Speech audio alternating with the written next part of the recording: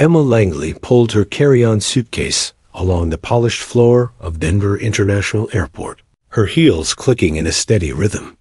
It was the end of a long business trip, one of those exhausting weeks packed with back-to-back meetings, client dinners, and very little sleep. She was 32, ambitious, and deeply committed to her career, but by Friday evening, her body was ready to give out. She longed for her apartment in New York, her own bed, and a morning without an alarm. The terminal buzzed with the usual orchestra of sounds, rolling suitcases, loudspeaker announcements, children laughing, occasional bursts of frustration from delayed travelers. She checked the screen. Flight 227, Denver to New York, on time. Relief washed over her. The last thing she wanted was another delay. She slipped into the boarding line, absent-mindedly scrolling through her phone. Her mother had texted an hour earlier. "Call me when you land. Love you." Emma hadn't replied yet. She told herself she would do it once she was back home. At the gate, she showed her boarding pass, smiled politely at the attendant, and made her way down the jet bridge. The familiar smell of recycled air greeted her as she stepped into the cabin. Flight attendants welcomed passengers with rehearsed warmth, guiding them toward their seats. Emma shuffled through the narrow aisle until she found hers. 8A, window. Seat, perfect. She always chose the window. Something about watching the clouds pass by made her feel anchored, even in the chaos of constant travel. She hoisted her bag into the overhead bin, slid into the seat, and exhaled. The leather was cool against her skin. She tucked her purse under the seat in front of her, leaned back, and closed her eyes. The hum of conversations around her was oddly soothing. A young couple across the aisle whispered excitedly about their vacation plans. Behind her, a child peppered his father with endless questions about airplanes. Somewhere toward the back, a man barked into his phone, negotiating a deal even as the flight attendants urged passengers to power down devices. Emma smiled faintly. It was all so ordinary. The safety demonstration began, but she barely listened. She had flown so often that the words blurred into background noise. Seatbelts, oxygen masks, life vests, she knew the drill. She fastened her belt loosely and let her head rest against the cold window. The ground crew outside moved with precision, loading bags, giving signals, preparing the aircraft for departure. Inside, the cabin lights dimmed slightly as the plane powered up. Emma's eyes fluttered shut. She hadn't slept well in days, her mind overloaded with spreadsheets and presentations. For once, she didn't care about the work waiting for her in New York. She needed rest, if only for a few hours. The engines rumbled to life, vibrating softly beneath her feet. The vibration was familiar, comforting, even like a lullaby for frequent flyers. The plane began to taxi. Emma allowed herself to drift, her breathing slow and steady. She thought about how she would spend the weekend. Maybe she would sleep late on Saturday, then meet her brother for brunch. He had promised to tell her about a new project he was working on. She thought of her mother's voice on the phone, always filled with gentle concern. "Are you eating enough? Are you taking care of yourself?" Emma always laughed it off. Yes, she was fine. She was strong. The intercom crackled. "Ladies and gentlemen, welcome aboard Flight 227 to New York. Our flying time today will be approximately 3 hours. Weather is clear, and we're expecting a smooth flight. Please sit back, relax, and enjoy the ride." The captain's voice was calm, practiced, reassuring. Emma barely heard the words. The engines roared louder as the plane turned onto the runway. She opened her eyes just long enough to see the city lights in the distance. Then came the surge, the powerful thrust of takeoff, pressing her into the seat. She loved that moment, the strange thrill of defying gravity watching the ground shrink as the plane climbed into the night sky. Clouds swallowed the view quickly. Lights disappeared, leaving only darkness speckled with faint stars. Emma's body relaxed into the rhythm of ascent. She closed her eyes again, surrendering to the pull of sleep. Around her, life continued. The couple across the aisle took selfies, leaning close together, whispering about Broadway tickets they had booked. The child behind her peppered his father with more questions. How high are we now? Are we above the clouds yet? Do birds ever fly this high? His father chuckled, answering patiently. The businessman 2 rows ahead already had his laptop open, the glow of the screen casting sharp lines across his face. Flight attendants moved quietly, checking seatbelts, preparing drink carts. Emma drifted in and out of light sleep, the hum of the engines steady and reassuring. She dreamed hazily of home, her tiny apartment with its cluttered bookshelf, the smell of her favorite candle, the warmth of a soft blanket.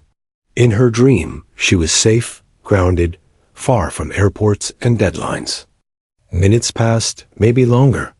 Time on a plane always felt slippery.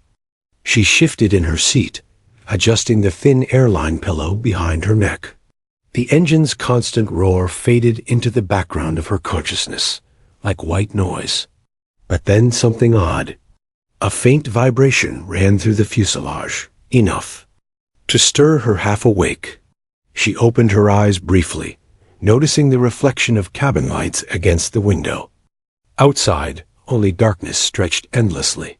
She told herself it was nothing, just turbulence, and closed her eyes again.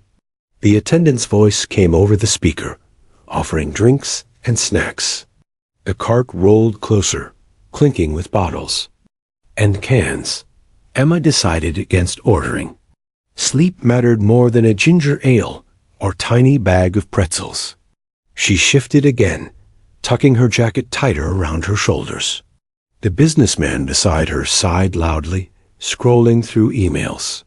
Emma let her thoughts drift. She remembered her last conversation with her best friend, who teased her for being a workaholic. One of these days, you'll crash from exhaustion, not from flying, her friend had said. Emma had laughed. She wasn't afraid of flying. Planes were safe. Safer than cars, safer than crossing the street. She had read the statistics countless times, and so she relaxed again, breathing evenly, allowing herself to sink deeper into sleep. The cabin settled into a rhythm. Laughter here, whispers there, the clatter of ice cubes into plastic cups. The hum of the engines below remained strong, steady, powerful. Everything was normal. Everything was routine. Emma's mind drifted further. She thought about the vacation she had been promising herself, but never taken. Maybe Paris, maybe Rome, someplace where she could forget about PowerPoints and conference calls. She pictured herself wandering narrow streets, drinking coffee in small cafes, sketching the world in her journal. The thought made her smile faintly, as sleep finally wrapped her fully. She did not know none of them did that high above the clouds. Something waited. The routine hum of the engines, the very heartbeat of the plane, was about to falter.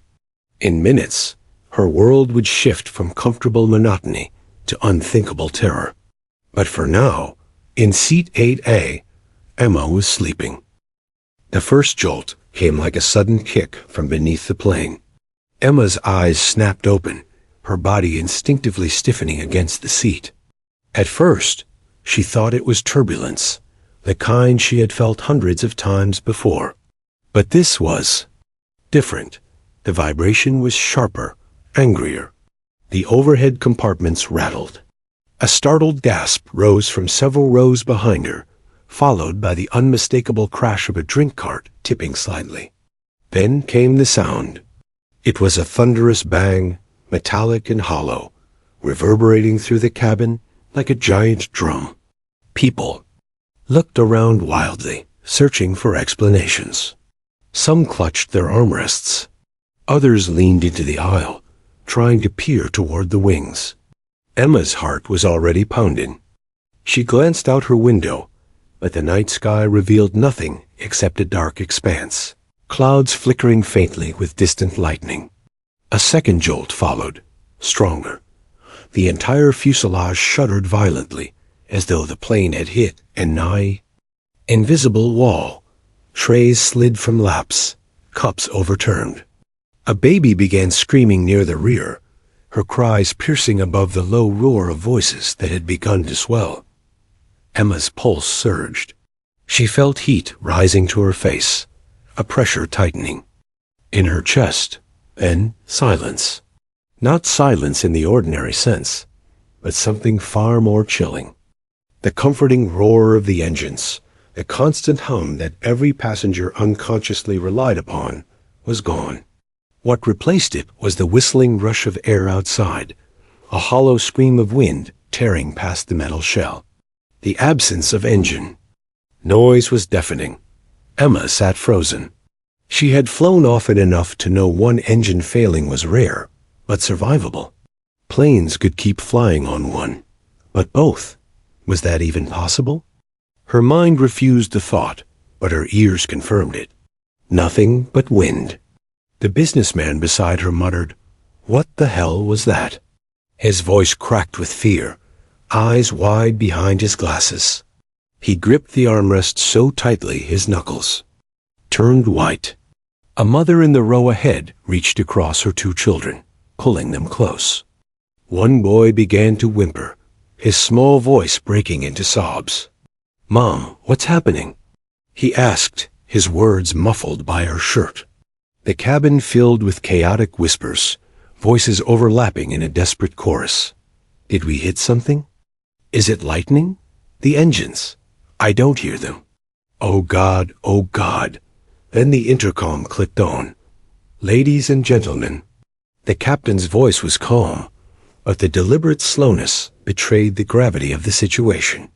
We have lost both engines. The words hung in the air, impossible, unthinkable. For a split second, the entire cabin seemed suspended in disbelief. Then panic erupted. A scream rang out from the back, high-pitched and raw. Others shouted questions at the flight attendants, who were already unstrapping from their jump seats and moving quickly down the aisles. One of them, a woman with tightly braided hair, raised her voice above the din. Everyone stay seated, stay calm, fasten your seatbelts. Calm. The word felt absurd. Emma's thoughts spun wildly. Planes couldn't fly without engines. That was the one rule she always assumed. Yet here they were, tens of thousands of feet in the air, moving forward, but falling at the same time. She pressed her forehead to the cold glass of the window, peering into the darkness. Her breath fogged the surface, her reflection staring back with wide, frightened eyes. The plane continued to shudder, dipping slightly, then leveling again, as if struggling to find balance. Emma could feel it in her stomach, the subtle but undeniable descent. A man 3 rows back yelled, "Are we going down?" His voice cracked on the last word, breaking into panic. His wife slapped his arm, hissing, "Don't say that. Don't you dare say that." The flight attendants moved with rehearsed efficiency. But Emma could see their eyes, the way they darted toward each other, communicating without words. They were afraid too, no matter how calm they tried to appear. One crouched beside the crying baby, soothing the mother, while another leaned over. An elderly passenger, tightening her belt. Emma's fingers fumbled with her seatbelt, checking it again and again, pulling it tight until it dug into her hips. She couldn't stop shaking. Her throat felt dry, her tongue heavy. She wanted to ask someone what was happening, but she already knew the answer. The engines were gone. The businessman beside her suddenly started praying aloud, his voice trembling. "Our Father, who art in heaven."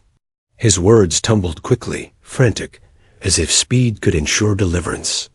Emma had never been religious, but in that moment, she envied him for having something to cling to. The captain's voice returned, steady, measured. "We are working on the problem and preparing for an emergency landing. Please follow the instructions of the crew." An emergency landing? Emma's chest tightened. That phrase carried a weight all its own.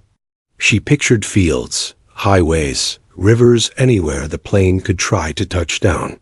She had read about water landings, miraculous survival stories, but they were rare, almost impossible.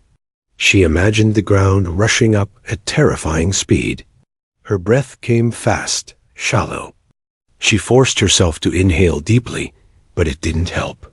The air inside the cabin felt heavy, pressing against her lungs. She thought of her mother's text again. "Call me when you land." She had rolled her eyes when she read it, thinking her mother worried too much. Now guilt twisted like a knife in her stomach. She might never get the chance to call. The cabin lights flickered briefly, casting eerie shadows across pale faces. Emma looked around. Every expression mirrored her own fear. The mother clutching her children, the elderly woman praying under her breath, the businessman shaking uncontrollably, a teenager gripping his headphones as if music could save him. Emma whispered, "This can't be real." But it was. The plane continued to glide, an enormous silent arrow slicing through the dark. The absence of the engines was maddening, unnatural, like the heart of the aircraft had stopped beating. The only sound was the ceaseless rush of wind, reminding every passenger of gravity's pull. A flight attendant stopped beside Emma's row. Her smile was thin but determined.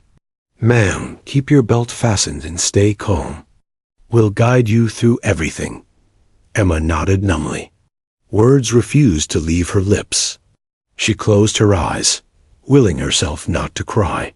She didn't want her last moments to be filled with panic. But her body betrayed her, trembling violently. Heart hammering so hard, it felt like it might burst.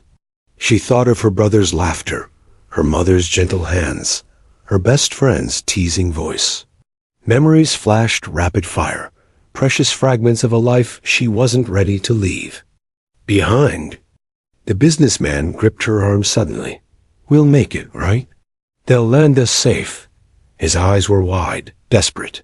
Emma looked at him, her mouth opening, but no sound came. She didn't know the answer. All she knew was that in seat 8A, her ordinary flight had become something extraordinary, terrifying, and unforgettable. The journey that had begun with exhaustion and routine was now a fight for survival, and every second that passed drew them closer to an uncertain fate. And above the panic, the silence of the engines screamed louder than anything. The silence inside the cabin didn't last long. It shattered like glass under pressure. Sobs broke out first, scattered pockets of fear too loud to contain. Then whispers rose, frantic and fast, voices layering over one another until the air itself seemed to vibrate with panic. Someone in the back shouted, "We're going down." His words rippled forward like a spark on dry grass. People twisted in their seats, straining for answers, desperate for reassurance that never came. Emma's hands trembled as she gripped the armrests. She could feel the sweat gathering at the base of her neck, her blouse clinging uncomfortably. She tried to take a breath, slow and steady, but her lungs resisted.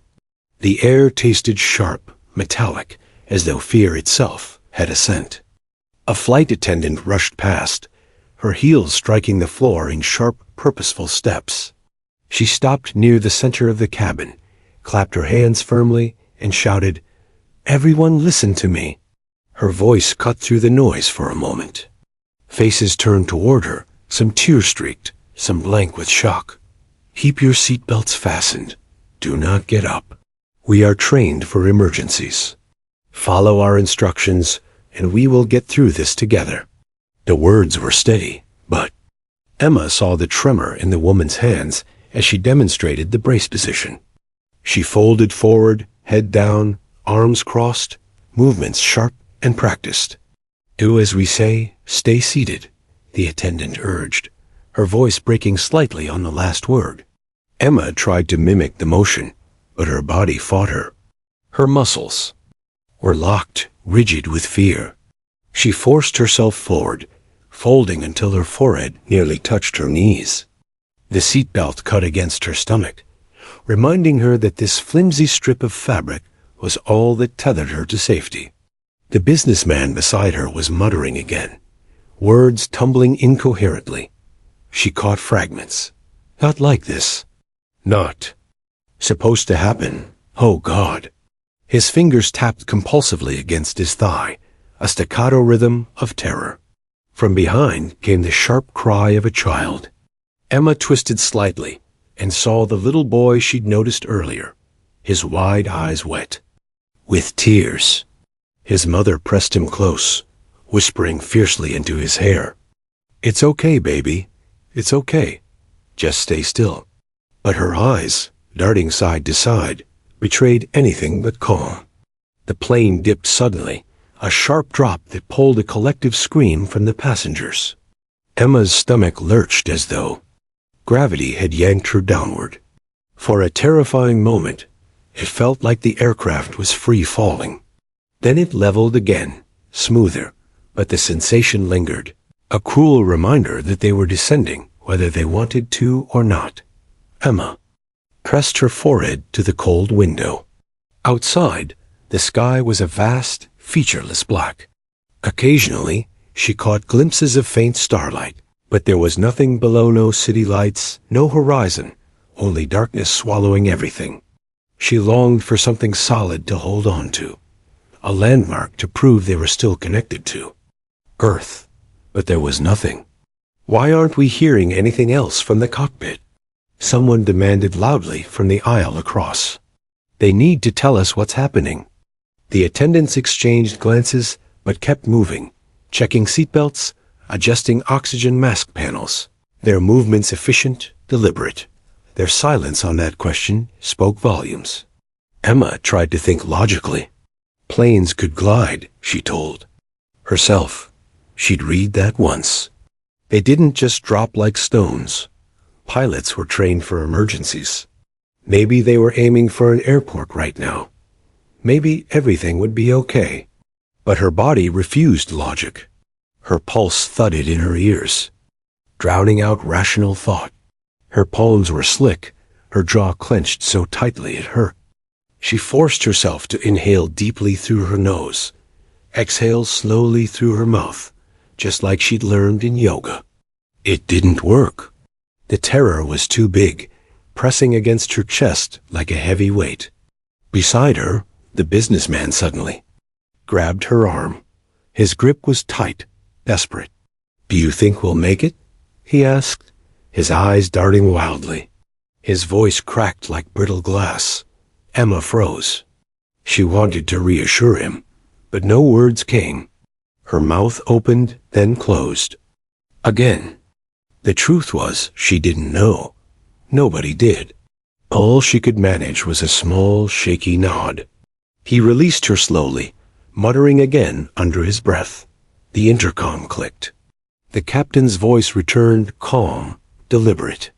"Ladies and gentlemen, we are working on restarting the engines. In the meantime, we are descending under control.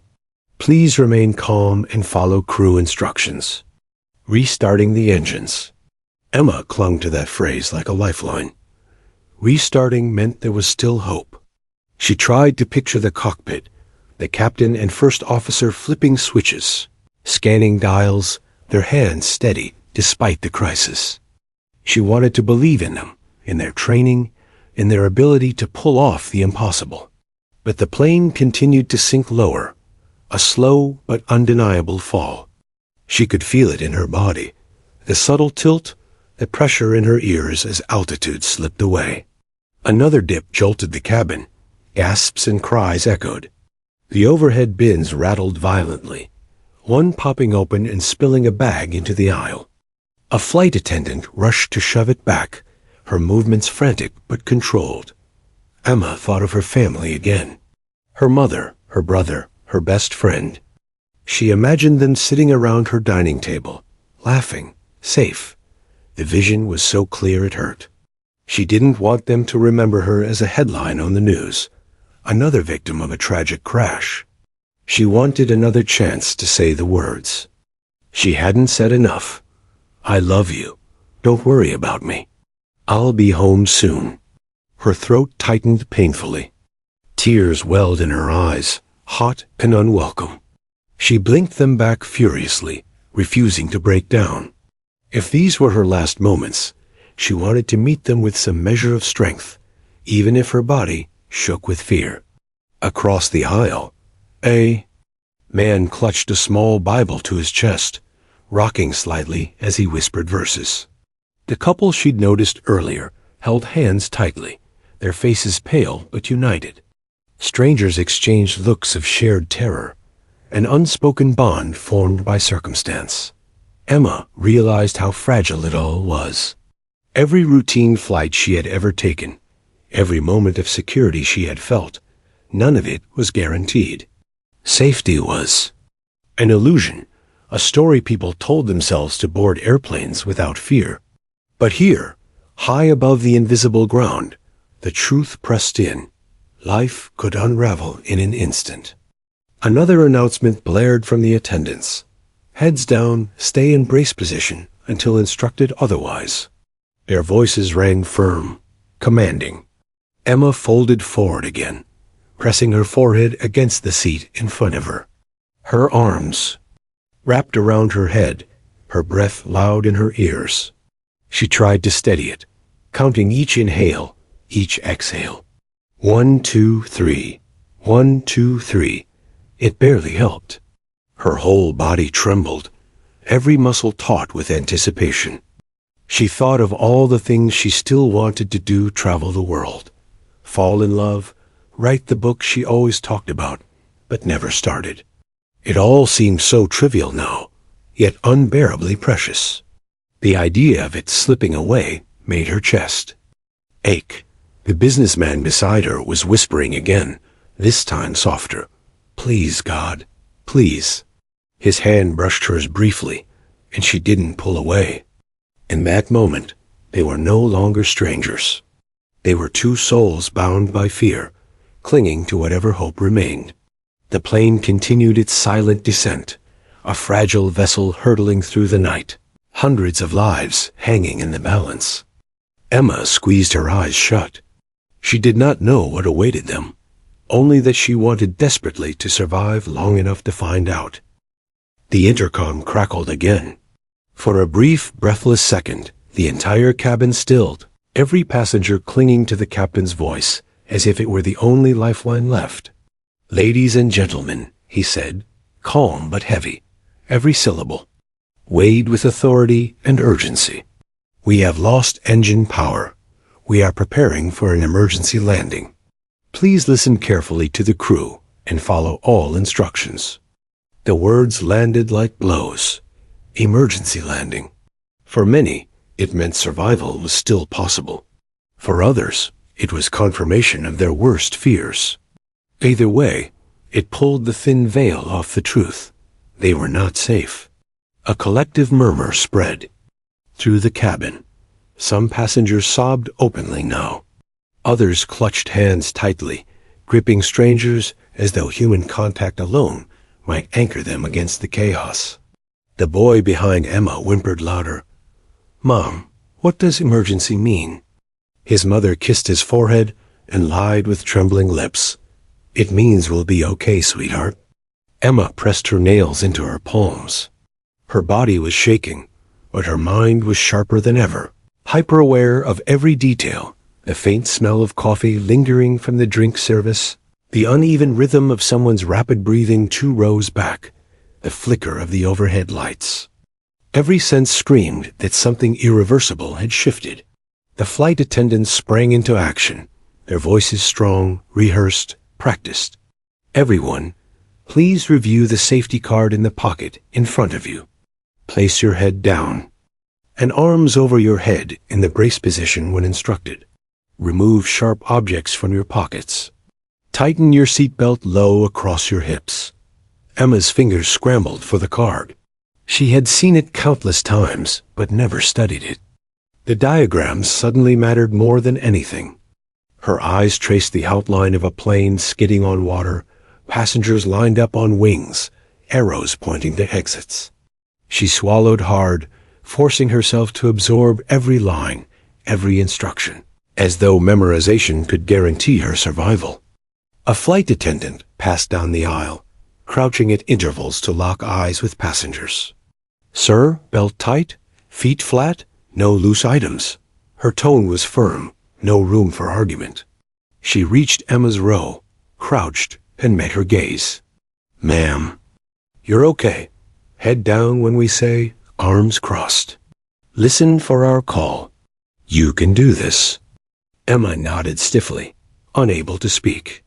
Her throat felt like it was closing. Beside her, the businessman clutched his phone, his thumb hovering over the screen. "No service," he muttered, his voice breaking.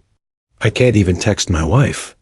He pressed his lips to the phone briefly, as though it were a talisman, then shoved it into his pocket with shaking hands.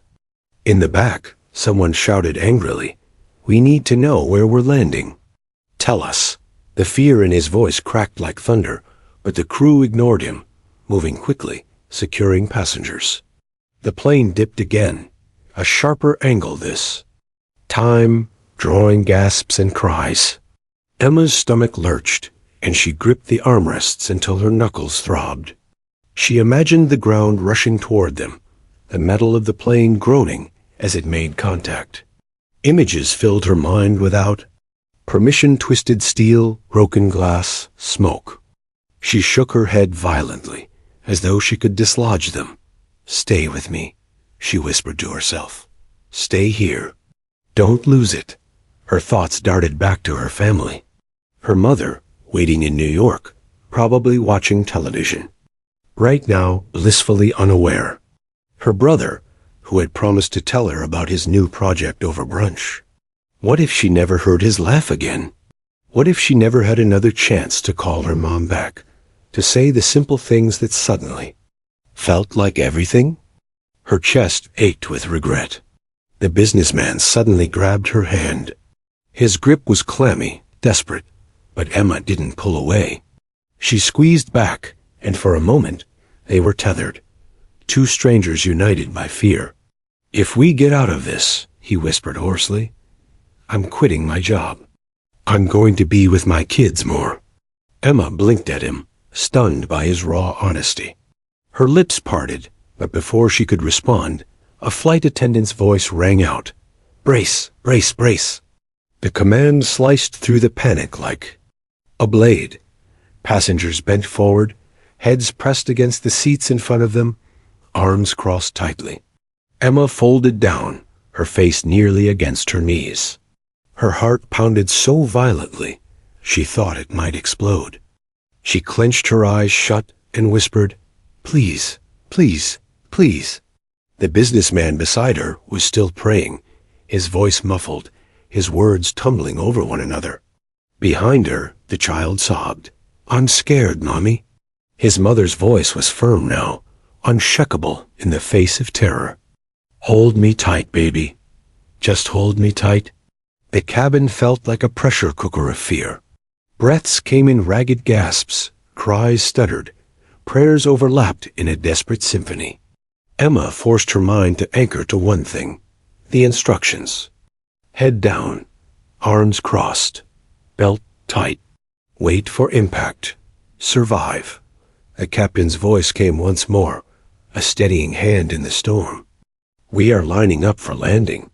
Stay in brace until instructed otherwise. We're with you." Emma wanted to believe him. She wanted to trust that the men in the cockpit could pull off the impossible, that this wasn't the end. But the descent was sharper now, undeniable. She could feel the speed, the rush of air pressing against the cabin.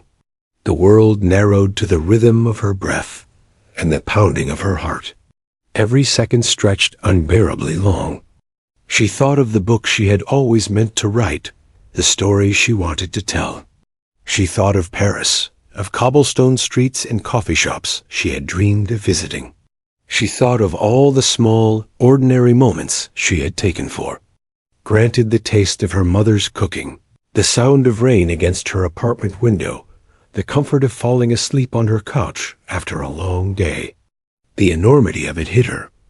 She wasn't ready to lose those things. She wasn't ready to be a memory instead of a presence. She clenched the businessman's hand tighter. "We'll make it," she whispered, more to herself than to him. They. Plane jolted violently, and a scream tore from somewhere near the back. The nose pitched slightly, then steadied. Emma felt her stomach twist again as gravity pulled them downward. Every nerve in her body screamed for survival.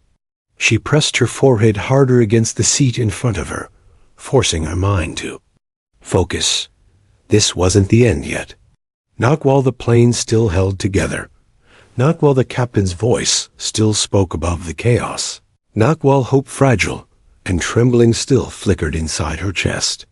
And in seat 8A, Emma waited for impact, clinging to life with every ounce of will she had left.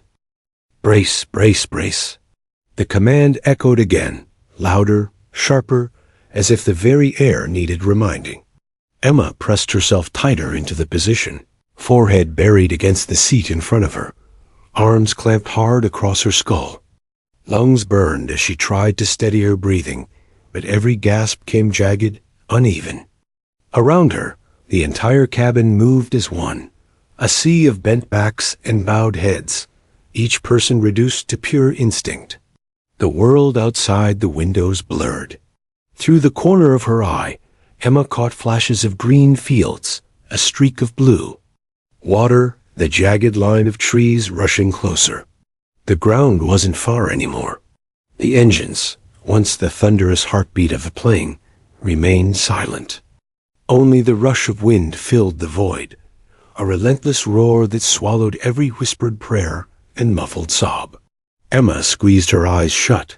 In the darkness behind her eyelids, memories flickered.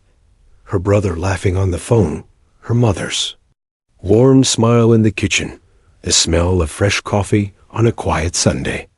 She clung to those images, desperate to carry them with her into whatever came next. The plane jolted. Metal groaned. The descent steepened. A cry tore from somewhere in the back, raw and piercing. Someone shouted, "Oh my God!" The businessman beside her muttered a frantic prayer, words tumbling over each other, his grip crushing her hand. Emma whispered into the cramped space of her seat, "Not like this. Please, not like this." Then it came. The first impact slammed through the fuselage like a violent punch. Emma's teeth clacked together, pain shooting through her jaw. The seatbelt bit into her hips, locking her in place as her body jerked forward.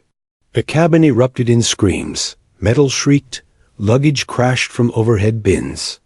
The plane bounced, lifted, then slammed down again, harder. Emma's head smacked against her forearm, a flash of pain igniting at her temple. The smell of fuel and scorched rubber filled the air as the aircraft skidded, grinding across the uneven earth. She braced harder, muscles burning. The sound was deafening, an orchestra of tearing steel, breaking plastic, and human terror. The fuselage rattled violently, each shudder threatening to rip the plane apart. Emma's body was thrown side to side, tethered only by the belt that felt like it might cut her in two. "Hold on!" someone screamed. The nose dipped, then dragged, gouging into the ground. The vibration was unbearable, shaking her bones, rattling her teeth. Panels fell from the ceiling. Oxygen masks swung wildly. The businessman's elbow dug into her side as he clung for dear life. Another slam, then a bone-rattling skid. Emma felt the world tilt slightly sideways. Loose objects flew: phones, books, a child's stuffed toy spinning through the air. Her ears rang with the chaos. For a moment, she couldn't tell if she was screaming to, or if the sound had been ripped away from her throat. Then suddenly stillness. The plane shuddered once, then groaned to a halt. For a heartbeat, silence. No engine, no metal tearing. No shouts, only the collective stunned pause of people who weren't sure if they were still alive. Emma lifted her head slowly, her body trembling. Her vision swam with tears, her ears buzzed with static. She blinked hard, forcing the world back into focus. The cabin was dim, filled with smoke and the acrid smell of fuel. Overhead bins gaped. Open, their contents spilled across the aisle. Seats were bent, twisted, but still anchored. A cracked panel dangled precariously above, swaying with each faint tremor. Then sound rushed back.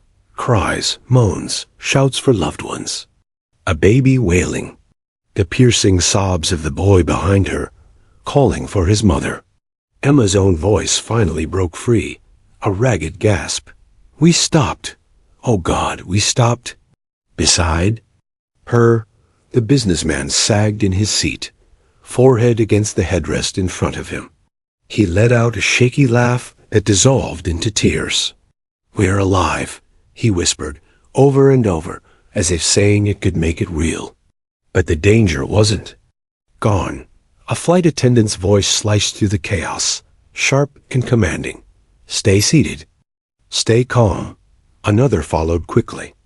Prepare to evacuate. Leave all belongings behind. Smoke thickened in the cabin, curling into Emma's nostrils, burning her throat. The smell of jet fuel was unmistakable, terrifying. Panic flared. Again, if fire caught, they'd have only seconds. Move, move, move, a crew member shouted, rushing to open the nearest exit. The metallic hiss of the emergency slide deploying was followed by the shouted order. Jump and slide, run away. From the aircraft.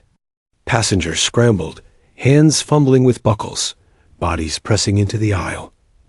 Chaos surged like a tidal wave. Some shouted for children, others clutched bags despite repeated warnings, only to have attendants rip them away. Emma's fingers shook violently as she unlatched her belt. The metal clicked, and she stumbled into the aisle, legs trembling, knees weak. Her chest heaved with panicked breaths as she tried to push forward, caught in the crush of bodies. The smoke thickened. She coughed hard, eyes watering. A child tripped in the aisle ahead of her, but two strangers lifted him, carrying him toward the exit. The businessman gripped her shoulder. Go, go, go, don't stop. Emma pressed forward. The door loomed closer, flight attendants yelling instructions. The cool rush of outside air hit her face like salvation.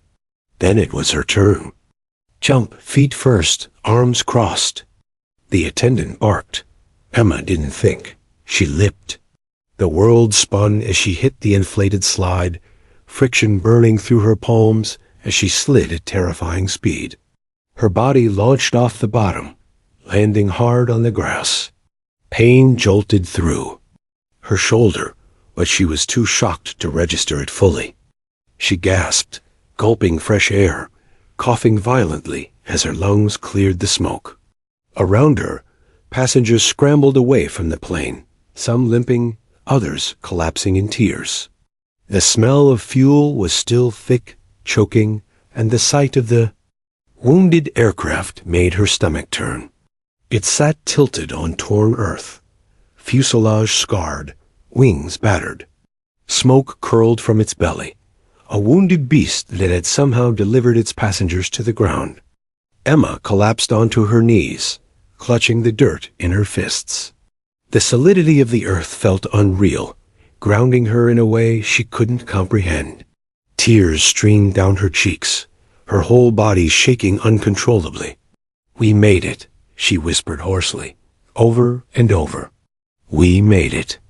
The businessman stumbled down the slide behind her, landing heavily before rolling onto his back. He laughed through tears, staring at the sky. I can't believe it, he said, voice breaking. We're alive. Rescue vehicles were all ready. Approaching in the distance, sirens wailing, lights flashing. Firefighters and paramedics sprinted toward them, waving passengers farther back, away from the aircraft. Emma looked around at the others. Some clutched each other in disbelief, some prayed, some simply sat frozen in shock. Strangers became family in that field, bound by survival, each one carrying the same haunted look of those who had stared death in the face and somehow walked away. Emma tilted her head back, eyes stinging as she stared at the wide, endless sky. She had never seen it look so vast, so beautiful, and for the first time in her life, she realized how precious every breath truly was. The sirens grew louder, cutting through the heavy silence that hung over the field. Red and blue lights danced against the gray smoke as rescue vehicles barreled across the uneven ground, tires tearing through grass and dirt. Emma sat on her knees, fingers dug into the soil as if it might disappear if she let go. Her lungs pulled in frantic breaths of smoke-tinged air, but every inhale felt like proof she was still alive. Around her, survivors stumbled, collapsed, or clutched strangers. With desperate relief, the chaos of escape gave way to something quieter now: shock, disbelief, raw emotion. A firefighter in heavy gear reached her first. "Ma'am, are you hurt? Can you walk?" His voice was calm but urgent, the clipped tone of someone trained for moments like this. Emma blinked at him, her mind slow to process. Her shoulder throbbed, where she'd landed, and her knees were scraped from hitting the earth. But compared to what she had feared, it was nothing. She managed a shaky nod. I think so." "Good. Move back with the others, away from the plane." He gently guided her up, his gloved hand firm against her elbow. Her legs wobbled like paper, every step an effort, but she forced herself forward. Behind her, the plane groaned ominously. Smoke trailed from beneath its belly, where jagged metal gaped like open wounds. A group of firefighters rushed past with hoses, barking orders, their boots pounding the ground. Others sprinted toward the emergency slides, helping passengers down with practiced efficiency. Emma turned her head, heart tightening as she watched more survivors tumble onto the grass, coughing, crying, holding each other. A woman in a torn blouse carried her toddler against her chest, both of them streaked with soot, but miraculously whole. The businessman from 8B limped heavily, one arm hanging uselessly at his side, but his eyes found Emma across the field. He gave her the smallest nod, a silent acknowledgement that they had both lived through the unthinkable. Paramedics laid out blankets and supplies in the grass. Survivors were guided into clusters, triaged quickly injured here, stable there. Emma sank onto a blanket near the others, her hands trembling so violently she had to tuck them under her thighs to hide it. A young paramedic crouched in front of her. "Can you tell me your name?" Her throat tightened, the simple question catching her off guard. "Emma. Emma Clark." "Emma, are you hurt anywhere? Any pain?" "My shoulder," she admitted, her voice hoarse. "Just sore. And my head. I hit it." He shined a small light into her eyes, nodding. "No signs of concussion right now, but we'll keep an eye on you. You're lucky." Lucky. The word rang strange in her ears. Emma turned to look at the battered aircraft in the distance. Its nose was buried in the ground, wings twisted but not torn off, the fuselage cracked but still intact. Flames hadn't taken hold, though firefighters continued to spray foam across the engines as a precaution. Lucky. She thought of the moment the engines failed, the plunge, the violent slam of impact. It hadn't felt like luck then, it had. Felt like certain death. Yet here she was, sitting on solid earth, breathing air, hearing sirens, feeling grass beneath her palms. Nearby, a young man sobbed openly, clutching his fiancée in his arms. "I thought I lost you," he kept repeating, rocking her back and forth. A flight attendant moved among the survivors, checking faces, reassuring them, her uniform torn and streaked with soot, but her composure intact. Children wailed, their small voices piercing through the haze. Parents held them close, whispering comfort through their own tears. Strangers hugged each other as though they had known one another for years. There was no separation, now no rows, no seat numbers, no strangers, only survivors. Emma pulled her knees to her chest, resting her forehead against them. She felt the sobs rising, raw and unstoppable, breaking past the dam she had built through. The descent. Tears spilled hot down her face as her chest heaved with the release of everything she had held inside. She cried for the fear, for the images of her family she thought she'd never see again, for the man praying beside her, for the child who screamed for his mother, for everyone on that plane. A warm hand touched her shoulder.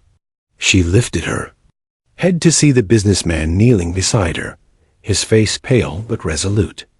His injured arm was bound hastily with a strip of cloth, blood seeping through, but his eyes were steady.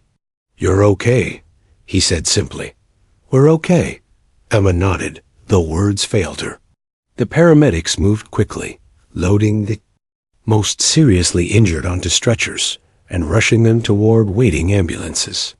A woman with a broken leg screamed as they lifted her, but her husband kissed her forehead, whispering that she was safe now. Another man clutched his chest, breathing shallowly as medics swarmed him. Reporters had begun to gather at the perimeter, cameras flashing, voices shouting questions, though police held them back. Distant helicopters buzzed overhead, circling like vultures, capturing images of the wreck and the cluster of shaken survivors. Emma wiped her face with the back of her hand, smearing tears with soot. She felt exposed under the weight of those cameras, but too drained to care. The world would know soon her family, her friends that she had been on that flight. Relief mixed with dread. A police officer approached, clipboard in hand, moving from group to group. "We need names, contact information, next of kin," he explained, voice steady. "We'll notify families as quickly as possible." Emma's chest tightened at the thought of her mother, her brother, waiting somewhere, unaware of how close she had come to vanishing. The officer reached her, crouched slightly. "Name?" "Emma Clark," she managed, giving him her details with trembling lips. He nodded and moved on. The minutes blurred into each other. Survivors shivered under silver emergency blankets, handed out by rescuers. Some were loaded into buses to be taken to hospitals, others to shelters. Rescue workers checked again and again. "Are you hurt? Are you breathing okay? Can you walk?" Emma sat in the grass, clutching the foil blanket around her shoulders. Her body ached, her throat burned, but her heart beat fiercely in her chest, alive and insistent. She stared at the horizon, where the sun had begun to dip lower, casting the field in golden light. For the first time since boarding, she felt time move forward again. The businessman eased down beside her, wincing as his injured arm shifted. "When we get out of here," he said softly, "I'm calling my daughter first. I'm going to tell her I love her. Every day. No excuses." Emma looked at him, her lips trembling. "That sounds like a good plan." Silence stretched between them, heavy but not uncomfortable. They didn't need words to explain what they had just lived through. They had stared death in the face together, and now every second felt amplified, precious. Rescue workers continued to swarm the wreck, but Emma's focus drifted. She thought of her mother's kitchen, her brother's laugh, the small rituals of life she had always taken for granted. The thought of seeing them again felt like the purest miracle she could ever imagine. And as the paramedics began to usher groups toward the waiting buses, Emma stood shakily, clutching the businessman's good arm for balance. They had survived the impossible. Now came the harder part, learning how to live after it. The buses rattled along the highway, their interiors hushed despite being full. Survivors sat in shock, wrapped in foil blankets that crinkled with the slightest movement. The air smelled faintly of smoke carried from the field, mixed with antiseptic. From paramedics' kits. Emma leaned her forehead against the cool glass, staring at the blur of trees and overpasses rushing past. She wasn't sure whether minutes or hours had passed since the crash. A man from 8B sat across from her, his arm properly bandaged now, though pain shadowed his face. He hadn't spoken much since they boarded the bus, only muttered that he couldn't stop replaying the moment the engines cut out. Emma understood. The silence on the plane, the captain's words, the impossible descent, they looped endlessly in her mind too. At the hospital, bright lights and sharp voices shattered the numb quiet. Reporters crowded outside, microphones thrust forward, cameras flashing like lightning as police held them back. Questions filled the air. What happened up there? How did you survive? Was anyone killed? The words battered the survivors before they even reached the doors. Inside, nurses guided them to exam rooms, checked vitals, cleaned wounds. Doctors moved efficiently, their faces calm but eyes wide, as though aware they were treating people who had lived through the unimaginable. Emma's shoulder was strapped, her knees cleaned and bandaged, her head checked again for concussion. Only once she was cleared to sit in the waiting lounge did she notice the television mounted high on the wall. Every news channel carried the same headline in bold, red letters: "Miracle Survival. Passengers walk away after plane loses both engines." A screen flickered between aerial footage of the wreckage, interviews with aviation experts, and shaky cell phone videos survivors had managed to record during the descent. Emma froze, her breath catching as she watched a clip of the cabin in chaos. The prayers, the crying, the flight attendants shouting instructions. The world had seen it now. Strangers across the country were hearing their fear. Her phone buzzed. In her lap. For a second, she hesitated, almost afraid to touch it, afraid of what waited on the other end. With trembling fingers, she unlocked it. Dozens of missed calls. Messages stacked one after another from her mother, her brother, friends, colleagues. "Emma, please tell me you're okay. I just saw the news. Are you on that flight? Call me. Call me now." Her chest tightened, and tears blurred her vision again. She pressed call on her mother's number, her hands shaking so hard she nearly dropped the phone. It rang once before a panicked voice answered. "Emma? Emma, is that you?" "Mom." She choked out. "I'm okay. I'm here." A sob cracked through the receiver. "Oh my God. I thought, when they said the engines, I thought you were gone." "Emma, Her mother's voice broke into messy, unrestrained crying. Emma pressed the phone tighter to her ear, closing her eyes. "I'm alive, Mom. I'm alive." She didn't remember the rest of the call clearly, only fragments of her mother's voice repeating gratitude, her brother shouting in the background that he loved her, that they were coming to get her. Relief coursed through her body, loosening something that had been knotted tight since the captain's announcement. Around her, the waiting lounge filled with similar scenes.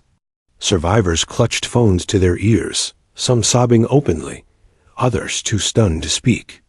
Families began to pour through the hospital doors, guided by staff. Screams and gasps echoed as loved ones reunited.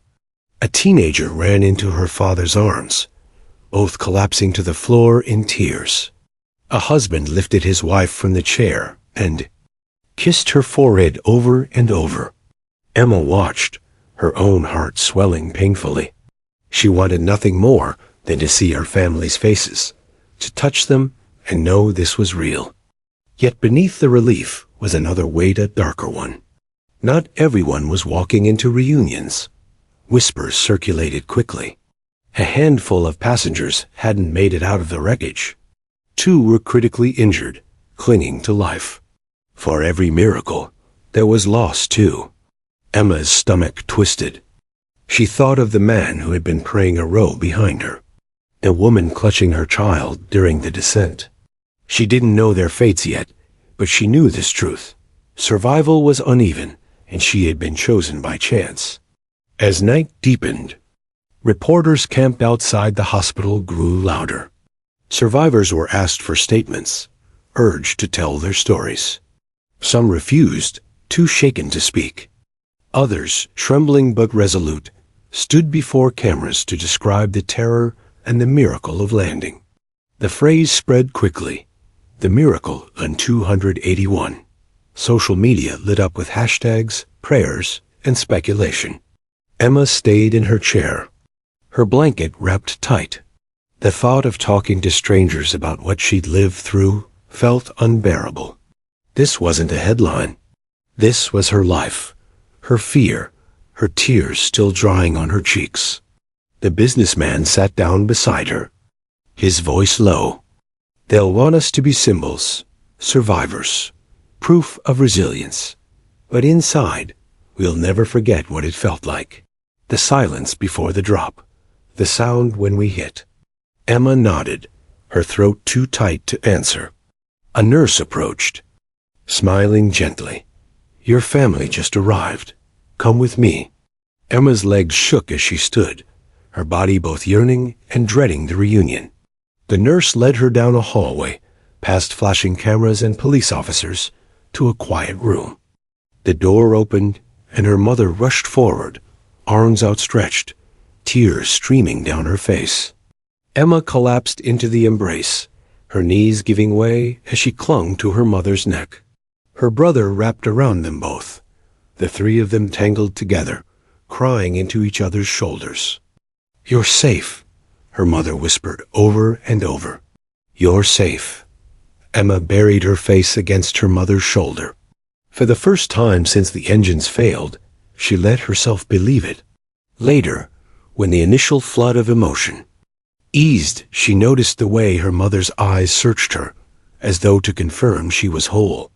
Her brother asked questions she couldn't yet answer, but she sat between them, holding their hands, breathing in the familiar comfort of family. Still, even in that warmth, survivor's guilt threaded through her. She thought of the empty chairs in the waiting lounge, the families who hadn't been called forward. She wondered how they would sleep tonight, if they ever would again. As midnight approached, Emma leaned against her mother's shoulder, exhaustion washing over her. Outside the hospital, the media frenzy grew, but in that room, she was simply a daughter, a sister, a woman who had survived the impossible. For now, that was enough. But deep down, she knew this was only the beginning of what survival meant. The sun rose slowly over the city, painting the hospital windows in soft golden light. The events of the previous night felt unreal to Emma, as though she had woken in a world slightly different from the one she had left. Every sensation, her mother's touch, her brother's laughter, the smell of coffee in the waiting room, carried a heightened clarity, like color had returned after a long gray blur. She sat in a small hospital lounge, still wrapped in a silver emergency blanket, her shoulder bandaged and her knees bruised. The world outside hummed with life. Ambulances were gone, news vans had moved on to other stories, and the hospital. Corridors were quieter now. Yet inside her, a storm still raged. Survivor's guilt pressed down relentlessly. She remembered faces she had seen, some terrified, some stoic, others broken, and she couldn't help but wonder if they had made it. She thought of the prayers whispered, the screams shouted, the small acts of courage that had punctuated the flight. And she realized, with a painful clarity, that she had lived when others hadn't. Her mother sat beside her, hand gripping hers.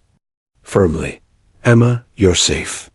You're alive, she repeated, voice calm but still quivering. That's all that matters right now. Emma wanted to believe her, but the words felt fragile. She had survived the impossible, yet every memory of the plane, the descent, the impact, haunted her.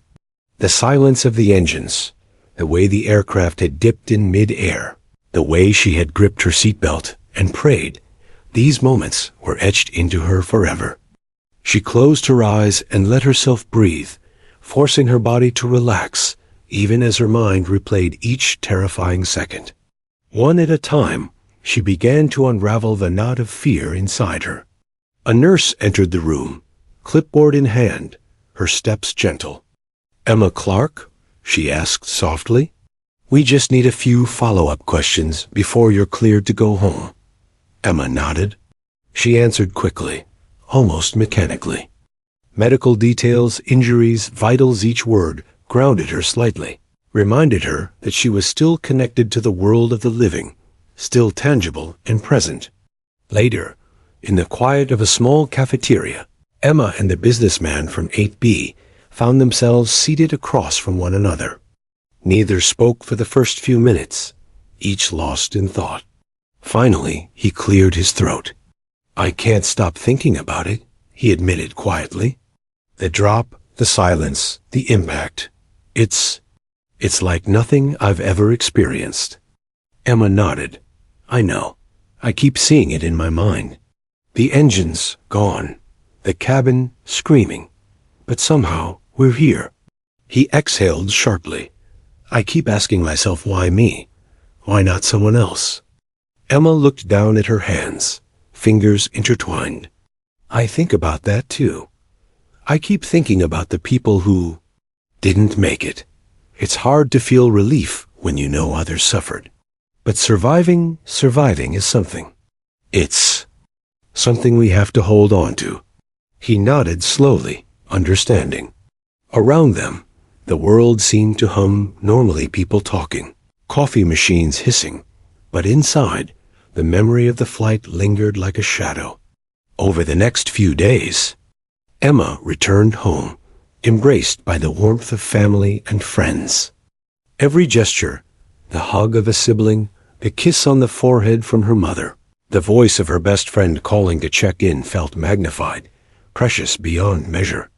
She realized that life itself had become a gift she could no longer take for granted. She began to reflect on what it meant to survive. Not just the physical survival, but the emotional, psychological survival. Every sound, every feeling, every heartbeat had become a reminder of fragility, a reminder that ordinary moments were now extraordinary. Walking down a street, laughing with friends, sipping coffee in the morning sun, each felt like a miracle. At night, she sometimes woke, heart racing, remembering the flight. The silence of the engines, the violent dips, the shrieking metal, all returned in vivid detail. But gradually, the memories lost their edge of terror and became instead lessons in resilience, courage, and humanity. She realized how people could remain composed in the face of unimaginable fear, how strangers could become family in moments of crisis, and how hope could persist even in the darkest moments. Emma also began writing again. She had always dreamed of writing a book, and now she felt an urgency to capture life, gratitude, and the fragility of existence. Words flowed through her as a kind of therapy, a way to process what had happened, and to honor the lives of those who hadn't survived. She wrote about fear, survival, the small moments of heroism she had witnessed, and the gratitude that now filled her every day. She stayed in touch with the businessman as well, exchanging messages and occasionally meeting for coffee. They didn't need to recount the horrors constantly. Their shared experience created an unspoken bond, a mutual understanding that could never be erased. As weeks passed, Emma returned to the routines of her life, but nothing was truly the same. She noticed details she had once overlooked: the laugh of a stranger on the subway, the first bloom of spring, the sound of rain tapping against her window. She understood now that each of these ordinary experiences was a gift, a reminder of survival, of opportunity, of the beauty of existence. And sometimes, when she thought no one was watching, she allowed herself a quiet prayer of thanks. Not for escape alone, but for life itself, for second chances, for the miraculous thread that had kept her tethered to the living when death had threatened. Emma understood something profound. The flight, the crash, the terror, and the miracle had changed her forever. She would never forget. But she also knew that the power of survival was not just to live, but to carry forward, to cherish, to witness, and to love more fiercely than ever before. One evening, sitting on her apartment balcony with a cup of tea, watching the city lights twinkle below, she let herself smile. The world was vast, unpredictable, and fragile. And she was here, breathing, alive, carrying the memory of every heartbeat that had nearly been her last. She closed her eyes, took a deep breath, and whispered into the night, "Thank you, for life, for survival, for the chance to continue walking in a world that had nearly slipped from her grasp." And with that, Emma Clark felt, truly, that she had been given a second life, one she would never take for granted again.